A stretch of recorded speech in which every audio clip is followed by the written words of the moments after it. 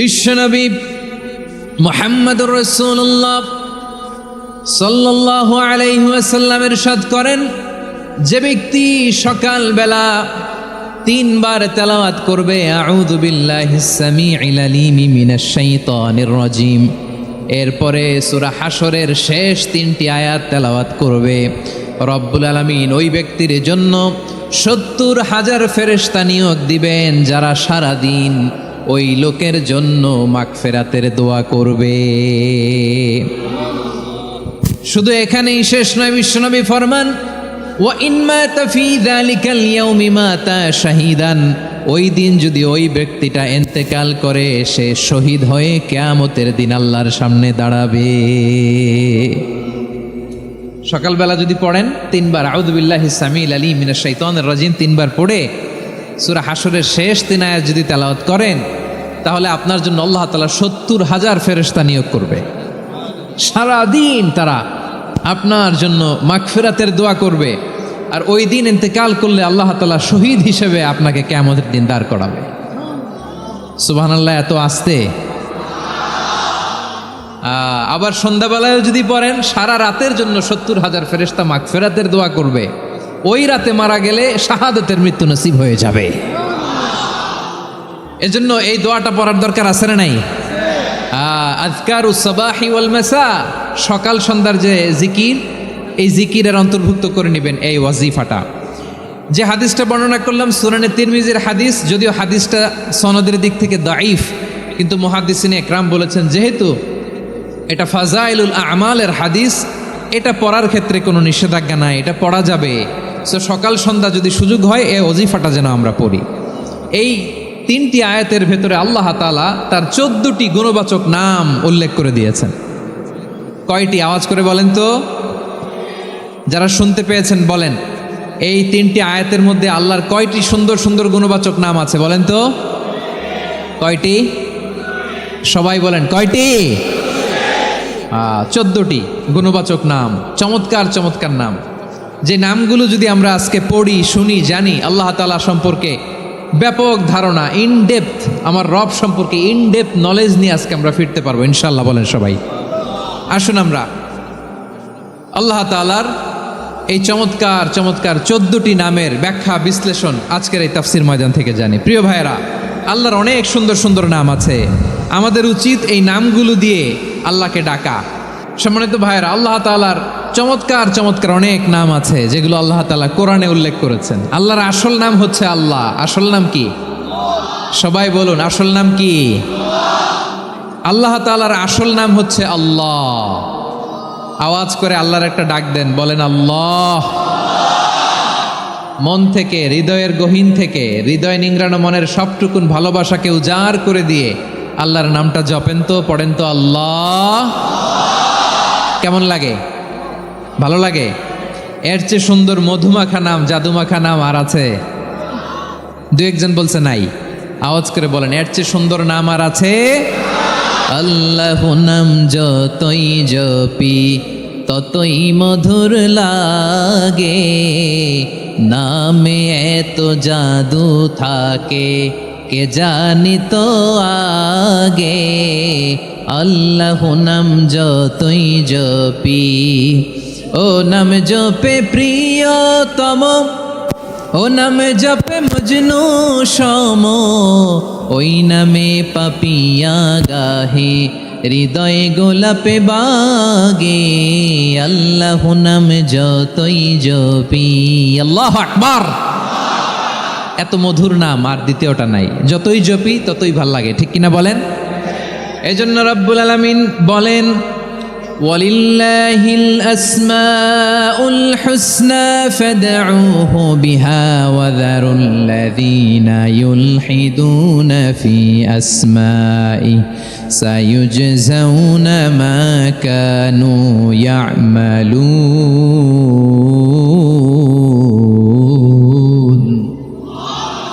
আল্লাহ বললেন, আমার অনেক সুন্দর সুন্দর নাম আছে, অনেকগুলো গুণবাচক সুন্দরতম নাম আছে, তোমরা এই নামগুলো ধরে আমি আল্লাহরে ডাকো। আর যারা আমি আল্লাহর নামের বিকৃতি ঘটায় তাদেরকে তোমরা বর্জন করো। আর তারা দুনিয়াতে যা করেছে আখিরাতের ফল তারা ঠিকই পাবে। সুবহানাল্লাহ বলো। আল্লাহর অনেক সুন্দর সুন্দর নাম আছে, এগুলো ধরে ডাকতে বলা হয়েছে। আর যারা আল্লাহর নামের বিকৃতি করে তাদেরকে বর্জন করতে বলা হয়েছে। আপনি আল্লাহর নামের জিকির যখন করবেন, আপনি আমার আল্লাহর নামের বিকৃতি করতে পারবেন?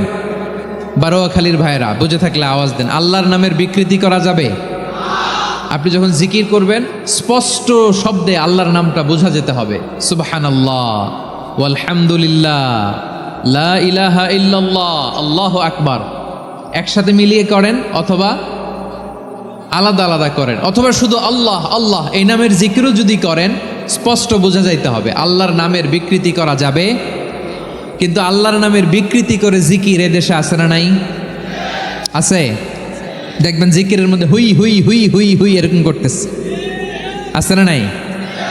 সবাই মিলে লাফাচ্ছে, দফাচ্ছে, মাথা ঝুলাচ্ছে, আর কি কি যেন বলে, ওইটার মধ্যে আমি আল্লাহর নাম খুঁজে পাই না, এরকম আছে না নাই? হ্যাঁ, হই হই করে কিম্ভূত কিমাকার অদ্ভুত আওয়াজ করে তারা জিকির করে, সেখানে আল্লাহর নাম নাই। এই জিকির আল্লাহর কাছে গ্রহণযোগ্য হবে?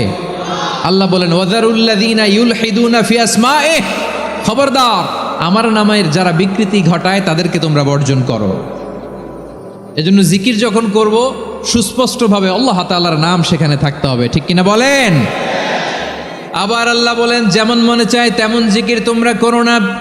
ফাযকুরুল্লাহা কামা আল্লামাকুম মা লাম তাকুনু তা'লামুন, তোমরা জানতে না, আল্লাহ তোমাদের জানিয়েছেন কেমন করে আল্লাহর নামের জিকির করতে হয়, যেমন আল্লাহ শিখিয়েছেন তেমন করে আল্লাহরে ডাকো, ঠিক কিনা বলেন?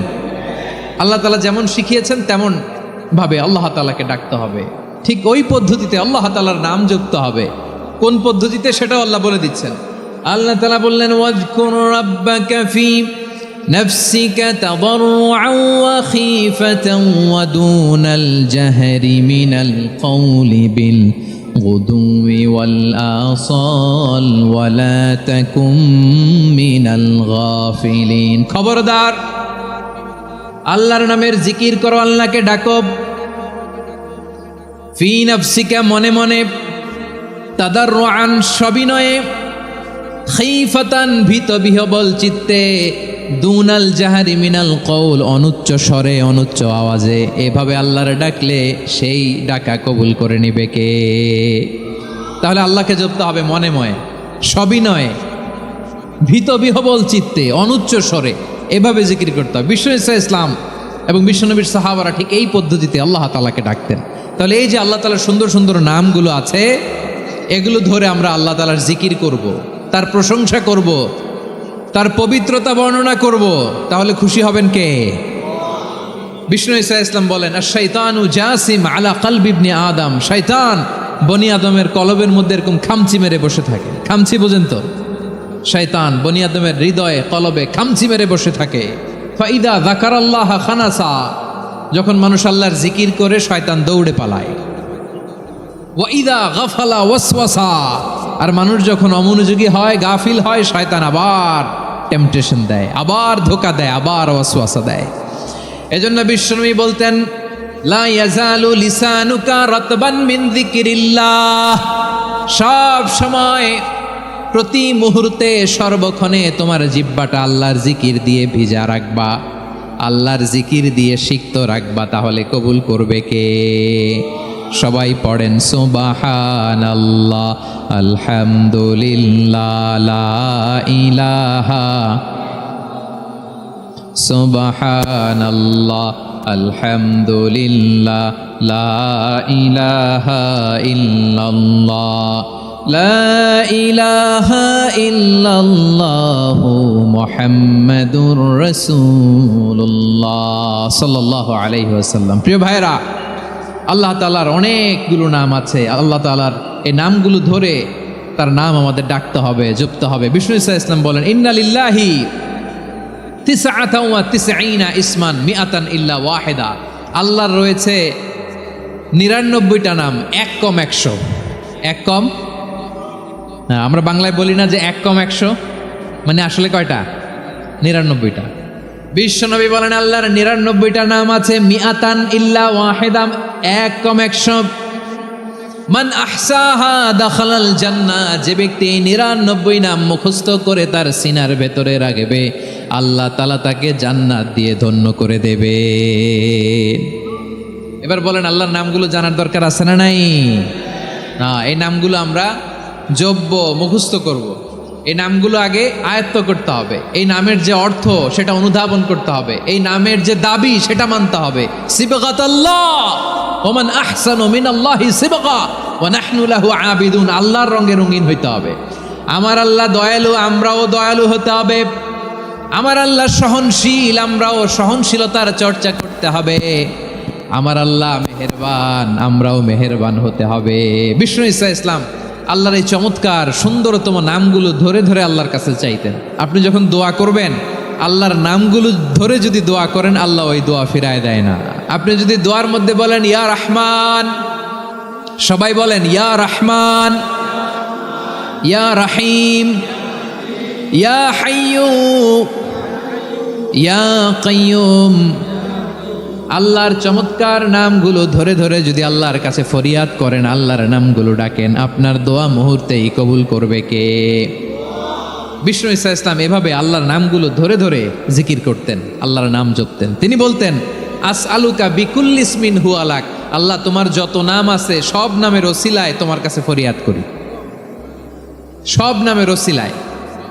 আনসালতাহু ফি কিতাবিক, যে নাম তুমি তোমার কিতাবে নাজিল করেছো। আও আল্লামতাহু আহাদাম মিন খালকিক, অথবা তোমার কোনো সৃষ্টিকে তোমার নাম তুমি জানিয়েছো। আও ইস্তাসারতা বিহি ফি ইলমিল গায়বি ইনদাক, অথবা গায়েবের জ্ঞানে তুমি তোমার নিজের জন্য ওই নামগুলো সংরক্ষিত রেখে দিয়েছো। সব নামের ওসিলায় তোমার কাছে চাই। সুবহানাল্লাহ পড়েন। তার মানে আল্লাহ তোমার যে নামগুলো আমরা জানি এগুলার ওসিলায়ও চাই, যে নামগুলো আমরা জানি না সেগুলোর ওসিলায়ও চাই। আল্লাহর সব নাম আল্লাহ আমাদেরকে জানায় নাই, কিছু নাম জানিয়েছেন, কিছু নাম তিনি জানান নাই। সুবহানাল্লাহ বলেন। আল্লাহ তাআলা তার কিছু নাম কোরআনে উল্লেখ করেছেন, কিছু নাম স্পেশাল কিছু নবীদেরকে জানিয়েছেন, আর কাউকে জানান নাই। কিছু নাম তিনি কিয়ামতের দিন আমাদের সামনে প্রকাশ করবেন যে এইটাও আমার একটা নাম, এটা তোমরা কেউ জানতা না। সুবহানাল্লাহ, সারপ্রাইজ হিসেবে আল্লাহ তাআলা রেখে দিয়েছে, কেউ জানে না। কিয়ামতের দিন আল্লাহ তাআলা সেই নামগুলো জানাবেন। আর কিছু নাম আছে সেই নামগুলো আল্লাহ কোরআনেও বলে নাই, কোনো নবীরেও জানায় নাই, কিয়ামতের দিনও সারপ্রাইজ হিসেবেও জানাবে না। ওই নামগুলো স্বয়ং খোদ আল্লাহ ছাড়া কেউ জানে না। এজন্য বিশ্বনবী দোয়ার সময় বলতেন, আল্লাহ তোমার যে নামগুলো জানি, যে নামগুলো জানি না, সব নামের বরকতে তোমার দরবারে চাই, সব নামের ওসিলায় তোমার কাছে ফরিয়াদ করি। সুবহানাল্লাহ বলেন। তাহলে সূরা হাশরের মধ্যে আমরা আল্লাহর মোট কয়টা নাম পাবো দেখি, মনে আছে কিনা? হ্যাঁ, কয়টা? আওয়াজ করে বলেন কয়টা? মাশাআল্লাহ। এই 14টা শোনার আগ্রহ আছে? এই দু একজন যে ওঠা বসা করতেছেন, এই ডাস্টে তো ডাস্ট অ্যালার্জি হয়ে যাবে, ধুলাবালিতে। আসার সময় তো অনেক ধুলা খাওয়াইছেন আমার এই জায়গায়। একটু শান্ত হয়ে বসেন, আমরা শান্ত হয়ে বসি, অল্প কিছু সময় কিছু কথা আলোকপাত করব, তারপর আমরা বিদায় নিব। উঠবো না, কেউ দাঁড়াবো না, উঠবো না। সেই গতকাল থেকে, গত রাত থেকে আমি দেখেছি তো আপনাদের কাণ্ড কারখানা, ভিডিওতে দেখেছি, কাঁথা বালিশ নিয়ে গত রাতে চলে আসছে। তো অনেক কষ্ট করে অনেক সময় অপেক্ষা করেছেন, আর অল্প কিছু কয়েক মিনিট আপনারা বসেন, আমরা একসাথে বিদায় নেব ইনশাআল্লাহ। তাহলে প্রিয় বারুয়াখালীবাসী, বলেন তো সূরা হাশরের শেষ 3 আয়াতে আল্লাহর কয়টা নামের দেখা মিলবে? সবাই একসাথে আওয়াজ করে কয়টা? আসুন আমরা শুরু করে দিই। আল্লাহ তাআলা বলছেন, হুয়াল্লাহুল্লাযী লা ইলাহা ইল্লা হুয়া আলিমুল গায়বি ওয়াশ শাহাদাতি হুয়ার রহমানুর রহিম। আল্লাহ বলেন হুয়াল্লাহ, তিনি হলেন আল্লাহ। আল্লাযী লা ইলাহা ইল্লা হু, তিনি ছাড়া কোনো ইলাহ নাই। আছে নাকি? বারুয়াখালীবাসী আওয়াজ করে বলেন তো দেখি, আমাদের ইলাহ কয়জন? আর জোরে বলেন। একজন হইলে ভালো না বেশি হইলে ভালো? ওয়া ইলাহুকুম ইলাহু ওয়াহিদুন লা ইলাহা ইল্লা হুয়ার রহমানুর রহিম। আল্লাহ বলেন তোমাদের ইলাহ হলো একজন, তিনি ছাড়া কোনো ইলাহ নেই, তিনি দয়াময়, তিনি মেহেরবান। ইলা যদি একজন না হয়ে দুইজন হতো, ঝামেলা আছে না নাই? লাউ কানা ফীহিমা আলিহাতুন ইল্লাল্লাহু লাফাসাদাতা, আকাশ এবং জমিনের মধ্যে ইলা একজন না হয়ে যদি মাত্র দুইজন হতো, আকাশ জমিন ভেঙে খান খান হয়ে যেত। ঠিক কিনা বলেন? দুইজন ইলা হইলে খান খান হয়ে যেত। আমাদের রব একজন হইলে ভালো না বেশি হইলে ভালো? কথা বুঝতেছেন? আরে একজনেরই তো মন জোগায় চলতে পারি না, ঠিক কিনা? হ্যাঁ, একজন, তিনি যে আদেশগুলো দিয়েছেন আমাদের দুর্বলতার কারণে আমরা তো পারি না।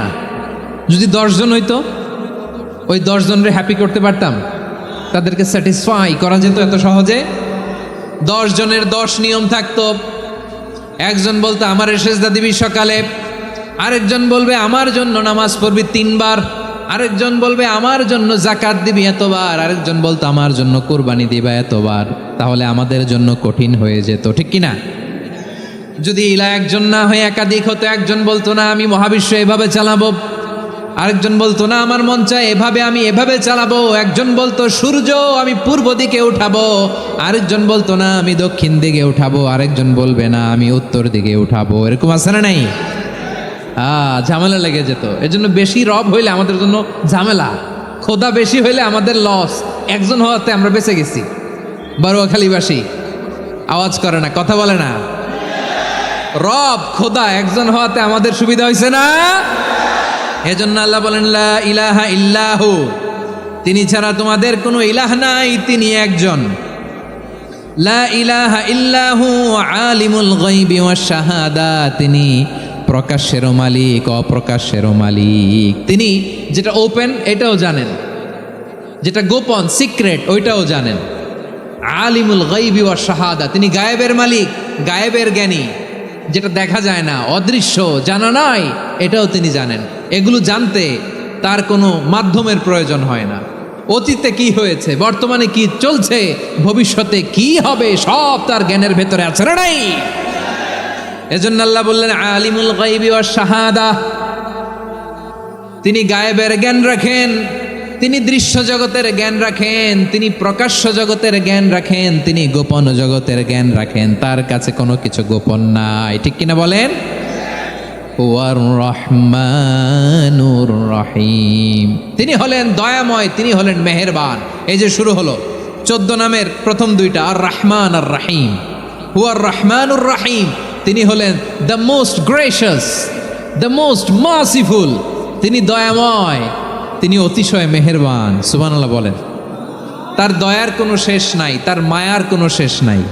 আল্লাহ, তাহলে 14টা নামের মধ্যে কয়টা পাইলাম? একটা কি? আর রহমান। বারোয়াখালীবাসী বুঝে থাকলে আওয়াজ করে বলেন, প্রথমটা কি? 2 নাম্বার আর রহিম। আওয়াজ করে বলেন 2 নাম্বার। আওয়াজ করে সবাই গলা ছেড়ে দিয়ে উত্তর দেন তো, প্রথম নামটা কি? দ্বিতীয় নামটা? আর রাহিম। রহমান আল্লাহর one of the major names, আল্লাহর মৌলিক নামগুলোর মধ্যে গুরুত্বপূর্ণ একটা নাম হচ্ছে রহমান। গুরুত্বপূর্ণ নাম কি? রহমান, দয়ার সাগর, মায়ার সাগর। রহমানুন ফিদ দুনিয়া ওয়া রহিমুন ফিল আখিরা।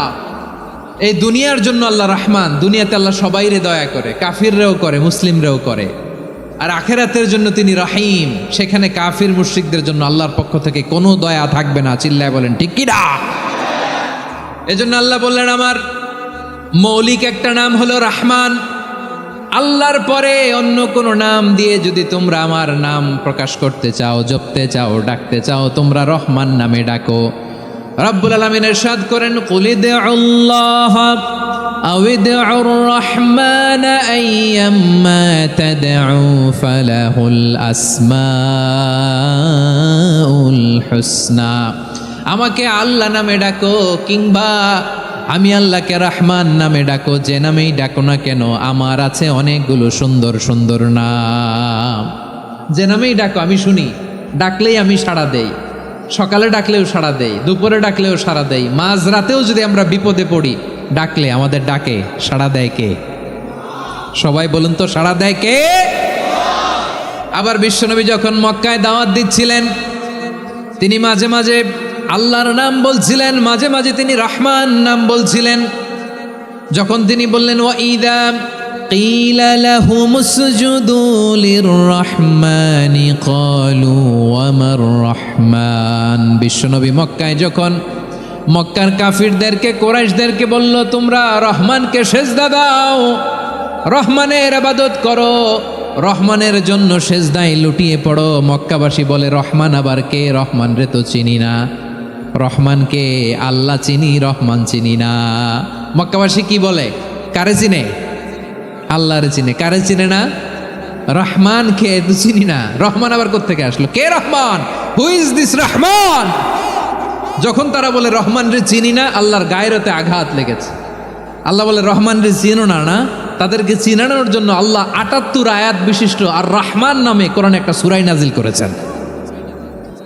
যখন মক্কার কুরাইশরা বলে আল্লাহ চিনি, রহমান চিনি না, আল্লাহ বলে রহমান রে চিনো না, তাহলে চিনে নাও রহমান নামে তিনি ৭৮ আয়াত বিশিষ্ট কালামুল্লাহ মাজিদে একটা গোটা সূরাই নাজিল করে দিয়েছেন। তিনি নাজিল করলেন আর রহমানু আল্লামাল কুরআন খালাকাল ইনসানা আল্লামাহুল বায়ান, দয়াময় রহমান শেখালেন কোরআন, বানালেন ইনসান শেখালেন বায়ান।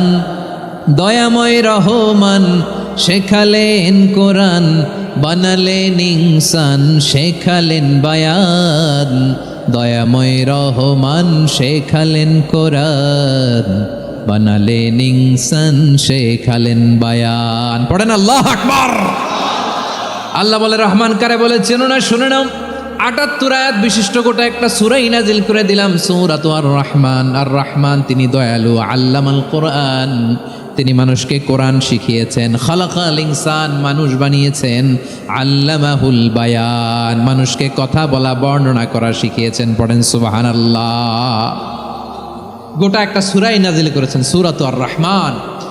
আমার বারোখালীর ভাইয়েরা, তার নাম হচ্ছে আর রহমান আর রাহিম, মানে দয়াময়, মেহেরবান। তার দয়া যে কত বেশি আপনি কল্পনাও করতে পারবেন না, আপনি কল্পনাতেও আনতে পারবেন না তার দয়া কত বেশি। বিশ্বনবী সাল্লাল্লাহু আলাইহি ওয়াসাল্লাম ফরমান লাম্মা কাদাল্লাহুল খালকা কাতাবা ইনদাহু ফাওকা আরশিহি, আল্লাহ যখন মহাবিশ্বের সব সৃষ্টি করে সারলেন, তিনি আরশের উপরে লিখলেন সাবাকাত রাহমাতি গাদাবি, সাবাকাত রাহমাতি গাদাবি। কোথায় লিখছে? আরশের উপরে। আওয়াজ করে বলেন তো কোথায় লিখেছে? আরশের উপরে আল্লাহ লিখলেন সাবাকাত রাহমাতি গাদাবি। এর মানে হলো আমার দয়ার কাছে, আমার ভালোবাসার কাছে আমার ক্রোধ পরাজয় বরণ করেছে, আমার দয়ার কাছে আমার রাগ কিংবা ক্রোধ পরাজয় বরণ করেছে। মানে আমি আল্লাহর দয়া আছে, আবার আমি আল্লাহর ক্রোধ বা রাগ আছে, কিন্তু আমি আল্লাহর রাগের চেয়ে দয়া বেশি। আওয়াজ করে বলেন আল্লাহর রাগ বেশি না দয়া বেশি? আল্লাহর যদি রাগ থাকতো আমরা বাঁচতে পারতাম? যে পরিমাণে আকাম কুকাম আমরা করি, অপকর্ম করি, অন্যায় করি, জুলুম করে জুলুমের আড্ডাখানা বানিয়ে রেখেছি গোটা দুনিয়াকে, আল্লাহ যদি মুহূর্তে মুহূর্তে রেগে যেতেন আমরা বাঁচতে পারতাম? মহাবিশ্ব সৃষ্টির পরেই তিনি আরশের উপরে লিখেছেন সাবাকাত রাহমাতি গাদাবি, মানে আমি আমার দয়ার কাছে আমি আল্লাহর ক্রোধ, রাগ, ক্ষোভ এটা পরাজিত হয়েছে। সুবহানাল্লাহ বলেন।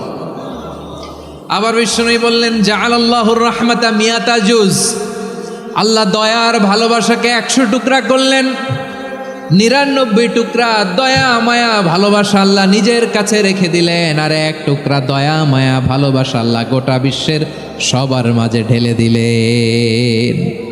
দয়া মায়া ভালোবাসা 100 টুকরা করে আল্লাহ নিজের কাছে রাখছেন কয় টুকরা? সবাই বলেন 99 টুকরা। আর গোটা বিশ্বের সবার মাঝে ভাগ করে দিয়েছেন কয় টুকরা? এবার এই 1 টুকরার নমুনা দেখেন তো পৃথিবীতে। স্বামী স্ত্রীর জন্য কত ভালোবাসা, বন্ধু বন্ধুর জন্য কত ভালোবাসা, গার্লফ্রেন্ড বয়ফ্রেন্ডের জন্য গলায় ফাঁস লাগায়, আছে না নাই? এই এখন গলার আওয়াজ বাড়ছে ইয়াংদের। হুজুর এখন গার্লফ্রেন্ড বয়ফ্রেন্ডের ভিতরে ঢুকছে, এখন আমরা আছি হুজুর।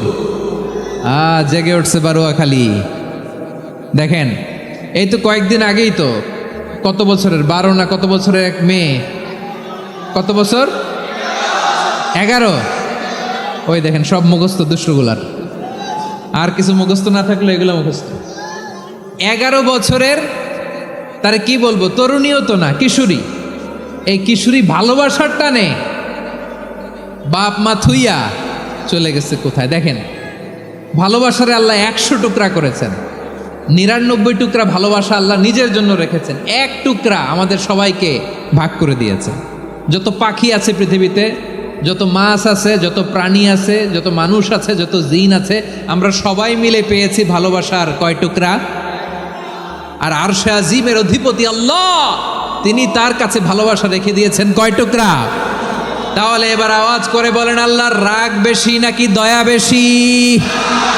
আল্লাহ তুমি দয়ার সাগর, রহমানুর রহিম, তোমার দয়ায় পূর্ণ আমার সারা নিশিদিন। সবাই পড়েন, আল্লাহ তুমি দয়ার সাগর, রহমানুর রহিম, তোমার দয়ায় পূর্ণ আমার সারা নিশিদিন। আল্লাহু আকবার। আল্লাহ বলেন, রাহমাতি ওয়াসিআত কুল্লা শাই, গোটা বিশ্বের সব জায়গায় আমি আল্লাহর রহমত বিস্তৃত, এমন কোনো জায়গা নাই যেখানে আমি আল্লাহর রহমত নাই। ঠিক কিনা বলেন? এমন কোনো জায়গা নাই আমি আল্লাহর রহমত নাই। আমি আল্লাহর রহমত ছাড়া গাছের একটা পাতা নড়ে না, আমি আল্লাহর দয়া রহমত ছাড়া গাছের একটা পাতা পড়ে না, আমি আল্লাহর দয়া রহমত ছাড়া আকাশ থেকে এক ফোঁটা বৃষ্টি ঝরে না। তিনি হলেন রহমান, তিনি হলেন রাহিম। ঠিক কিনা বলে? আল্লাহরে চিনতেছেন? আলোচনার বিষয় কি? আসুন আমাদের রব কি চিনি।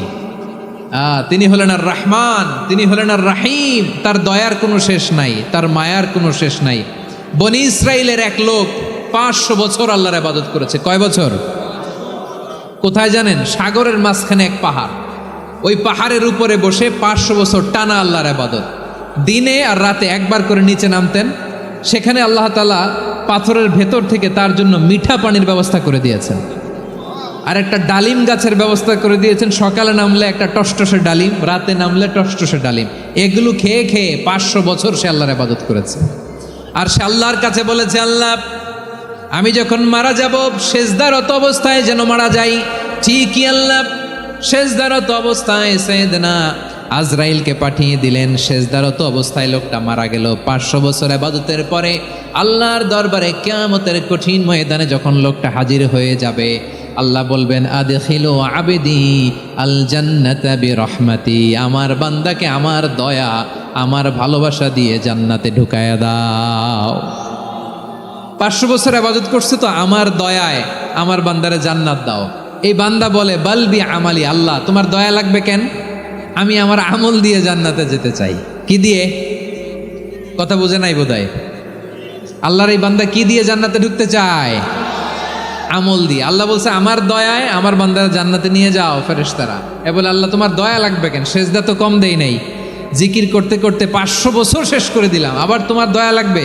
আমি তো আমার আমলেই জান্নাতে যেতে পারি। আল্লাহ বলবেন, তাই ঠিক আছে, আমি চাইলাম দয়া দিয়ে জান্নাত দিব, তুমি চাইলে আমল দিয়ে ঢুকবা। ঠিক আছে, তোমার আমল আর আমার যে দয়া, দুইটার একটু মাপ দেই। তোমার 500 বছরের ইবাদত এক পাল্লায় রাখো। আর আল্লাহ বললেন, আমি যে দয়া করে এই দুনিয়ার নাজ নেয়ামত বিউটি সৌন্দর্য দেখার জন্য তোমার 2টা চোখ দিয়েছিলাম, 2টা নয়, একটা চোখ আরেক পাল্লায় রাখো। রাখা হবে, দেখা যাবে ওই 500 বছরের ইবাদত হালকা হয়েছে, আর মুহূর্তের মধ্যে আল্লাহর দেয়া একটা চোখের নেয়ামত ভারী হয়ে গিয়েছে। আল্লাহ বলবেন, তোমার কথা মতো মাপ দেয়া হলো, এবার ফলাফল দেখো। হিসাব বলে, তুমি এখন জাহান্নামে যাবা, go to the hell fire, যাও এবার জাহান্নামে যাও। মাপ জোখে যখন আসছো আমার সাথে হিসাব ক্যালকুলেশন, যাও তুমি এবার জাহান্নামে যাবা। এবার লোকটা কাচুমাচু করে বলে, আল্লাহ আমি বুঝি নাই, আল্লাহ আমি বুঝতে পারি নাই, খেয়াল করি নাই, তুমি আমারে ক্ষমা করো, তুমি আমারে মাফ করো। ও আল্লাহ, এবার আমি টের পেয়েছি, এবার আমি বুঝতে পেরেছি, তোমার দয়া ছাড়া দুনিয়ায় কেউ জান্নাতে যেতে পারবে না, কেউ পারবে না। আল্লাহ বললেন, ওরে গোলাম, তুই তো কিছুই ছিলি না, অস্তিত্বহীনতা থেকে তোরে অস্তিত্বে আনলো কে? ওই ছোট্ট শুক্রাণু থেকে মায়ের পেটে 9 মাস ধরে খাবার দিয়েছে কে? আবার সুস্থতার সাথে দুনিয়ার বুকে তোর ডেলিভারির ব্যবস্থা করে দিল কে?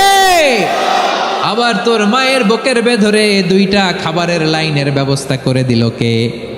আবার তোকে শৈশব পেরিয়ে কৈশোর পেরিয়ে তারুণ্য, তারপরে যৌবন, এগুলো দান করলো কে? তার চেয়ে বড় কথা, পাহাড়ের মাঝখানে, সাগরের মাঝখানে 500 বছর ইবাদত করার শক্তি তোর গায়ে দিয়েছে কে? এই সাগরের মধ্যে লোনা পানি, লবণের পানি মুখে দেয়া যায় না, সেখান থেকে আমি পাহাড়ের ভেতর থেকে মিঠা পানির ব্যবস্থা করে দিলাম। ওই জায়গায় তোরে রিজিকের বন্দোবস্ত করলো কে? সকাল বিকাল 2 বেলা টসটসে ডালিম খাওয়ার ব্যবস্থা করে দিল কে? তোর আবদার ছিল আল্লাহ আপনি আমার সেজদারত অবস্থায় রুহু কবজ করবেন, তোর শেষ আবদারটাও পূরণ করেছে কে? ও গোলাম, আমার রহমতের তুলনায়, আমার নেয়ামতের তুলনায় তোর 500 বছরের ইবাদতের কোনো ওজনই হবে না। গোটা বিশ্বের কেউ কোনোদিন আমার জান্নাতে ঢুকতে পারবে না আমি আল্লাহর দয়া ছাড়া। হুয়ার রহমানুর রহিম, তিনি দয়াময়, তিনি মেহেরবান। জিব্রাইল আলাইহিস সালাম বিশ্বনবীর এই লম্বা হাদিসটা যখন শোনালেন, আমি যা যা বলছি এটা বিশাল এক হাদিসের অনুবাদ। বললেন, ইয়া মুহাম্মদ, এই দুনিয়ার সবটাই চলে আল্লাহর রহমত দিয়ে। হাদিসের শেষ কথা, সব চলে আল্লাহর কি দিয়ে? তখন বিশ্বনবী সাহাবাদের বললেন, ও সাহাবারা শোনো, আল্লাহর জান্নাতে কেউ কোনোদিন প্রবেশ করতে পারবে না তার রহমত ছাড়া। সাহাবারা বললেন, ইয়া রাসূলুল্লাহ, আপনিও কি আল্লাহর রহমত ছাড়া প্রবেশ করতে পারবেন না? বিশ্বনবী বললেন, না, আমিও না। আমি বিশ্বনবীও আল্লাহর জান্নাতে আল্লাহর রহমত ছাড়া ঢুকতে পারবে না। তবে কিয়ামতের দিন আল্লাহর রহমত আমার চারদিকে বেষ্টনী দিয়ে থাকবে। আল্লাহ নিজের পরিচয় দিয়ে বললেন, আলিমুল গায়বি ওয়াশ শাহাদাতি হুয়ার রহমানুর রহিম। আমি হলাম রহমান, আমি রাহিম। আল্লাহরে চিনছেন? ওবারখালীর ভাইয়ের, আপনার রবকে চিনতে পারতেছেন? তিনি দয়ার সাগর, তিনি মায়ার সাগর। তার দয়ার সাগর যে কত বড় আপনার কল্পনাতেও নাই। এজন্য আপনার পাপ যত বড় হোক, অন্যায় যত বড় হোক, অপরাধ যত বড় হোক, আপনার জুলুম যত বড় হোক, আল্লাহর রহমান নামের দরিয়া তার চাইতেও বড়। আল্লাহ বলেন, খুলিয়া ইবাদিয়াল্লাযীনা আসরাফু আলা আনফুসিহিম লা তাকনাতু মির রাহমাতিল্লাহ ইন্নাল্লাহা ইয়াগফিরুয যুনুবা জামিআ ইন্নাহু হুয়াল গফুরুর রহিম। ও আমার গুনাহগার বান্দারা শোনো, জুলুম করেছো, ভুল করেছো, অন্যায় করেছো, আল্লাহর রহমত থেকে নিরাশ হয়ো না। আমরা বিশ্বাসীরা কঠিনকালেও আল্লাহর রহমত থেকে নিরাশ হব না। ঠিক কিনা বলেন? আল্লাহর রহমত থেকে নিরাশ হবেন? ভুল করে ফেলছেন, আরে ভুল তো সবাই করে। পাপ হয়েছে, আরে পাপ তো সবার আছে। আমরা সবাই পাপী, সবাই পাপী।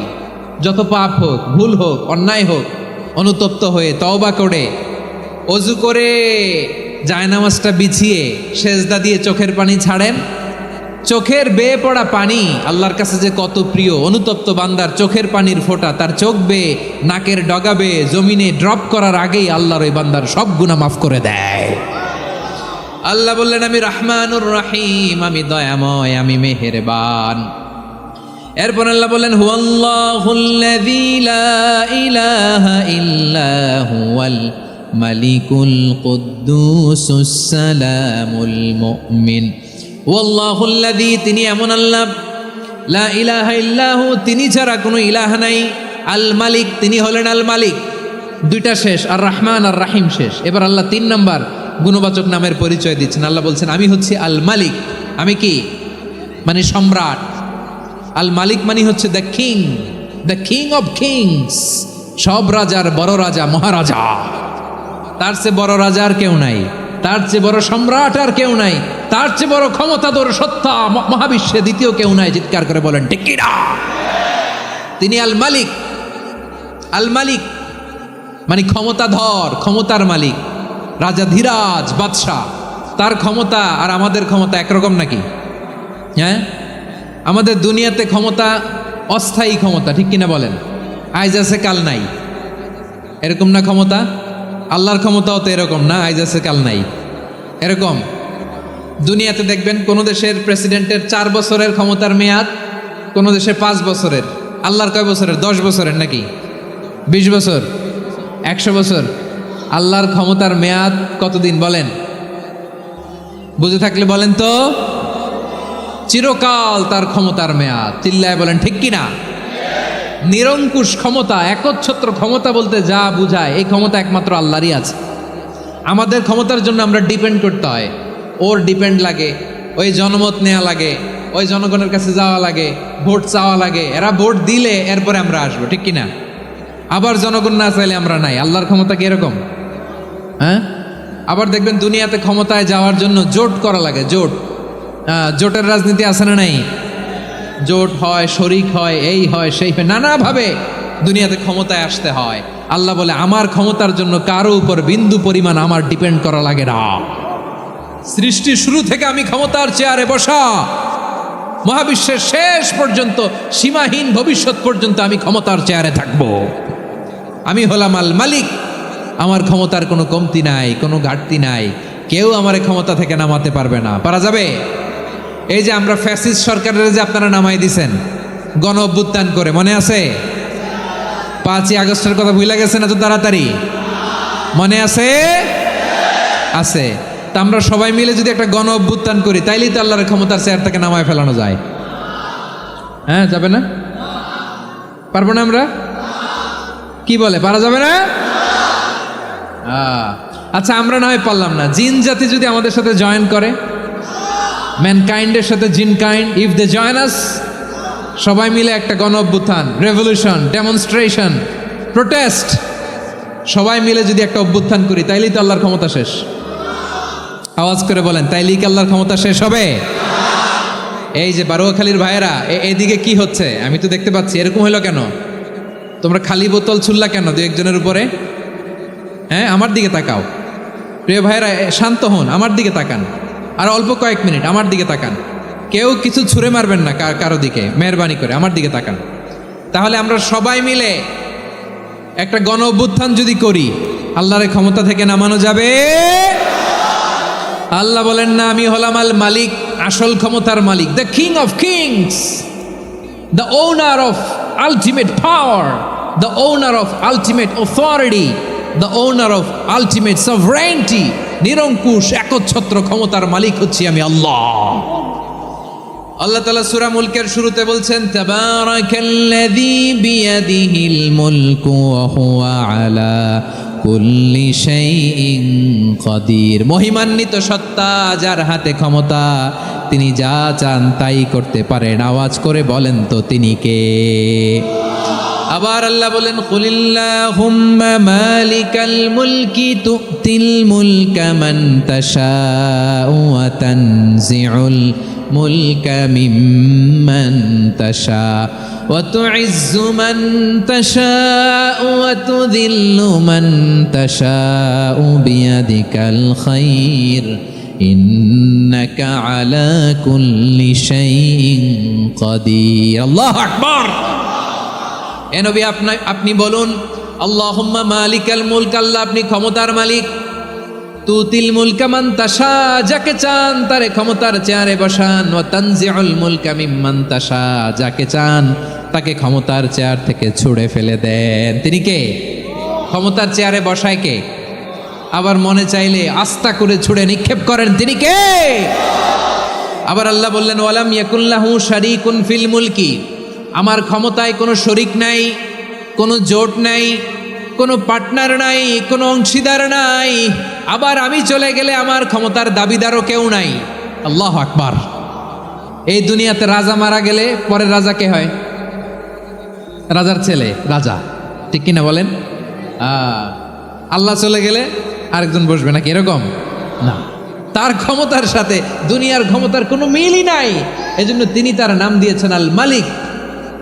আল মালিক, the owner of power, the owner of ultimate power and sovereignty, the king of kings, সব রাজার বড় রাজা, মহারাজা আল মালিক, তিনি হচ্ছেন আল্লাহ। চিৎকার করে বলেন ঠিক কিনা?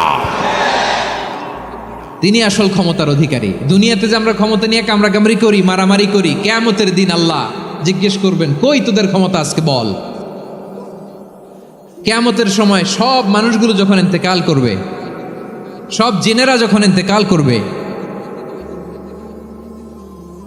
সব ফেরেশতারা যখন ইন্তেকাল করবে, বাকি থাকবে মালাকুল মাউত। মালাকুল মাউত এসে বলবে, আল্লাহ আপনার কথা মতো সবাই শেষ, মানুষগুলো নাই, জিনগুলো নাই, আমার সতীর্থ ফেরেশতাগুলো নাই, মহাবিশ্বে আর কেউ নাই। আল্লাহ বলে, এখন কে আছে? মালাকুল মাউত বলবে, আল্লাহ তুমি আছো আর আমি।